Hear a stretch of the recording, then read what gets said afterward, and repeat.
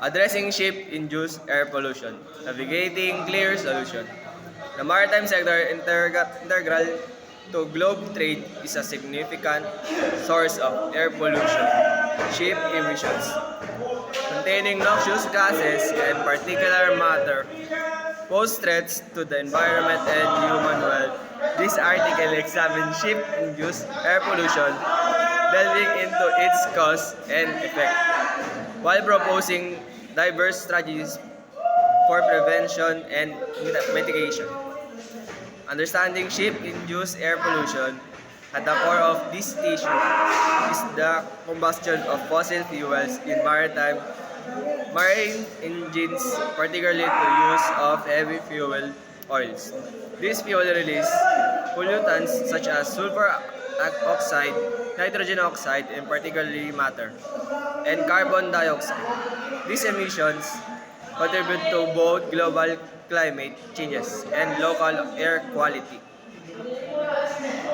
problems, especially in maritime hubs and coastal areas. Global impact of ship emissions. Ship-induced air pollution and consequence extended beyond ports and shipping lanes, impacting ecosystem through acid rain and causing health issues due to fine particulate matter. As global trades expands, addressing this concern becomes increasingly urgent.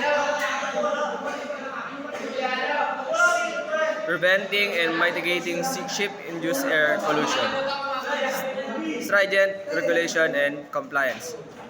Effective strategies hinges on strict regulations governing ship emissions.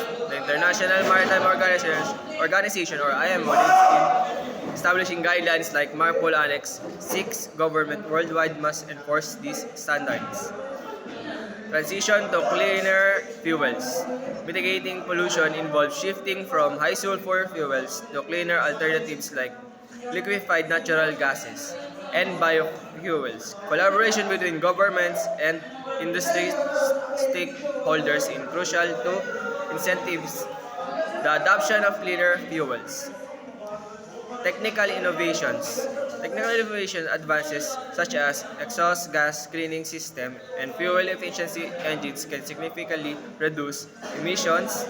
Embracing cutting-edge technologies positions the industry as a pioneer in sustainable practices.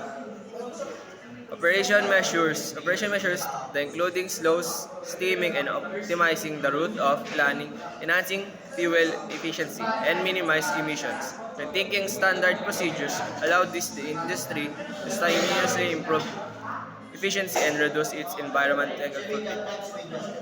International collaboration. Given the global nature of maritime activities, international collaboration is crucial. Nations should unite through initiatives such as information exchange, joint research projects, and the establishment of international emission control areas.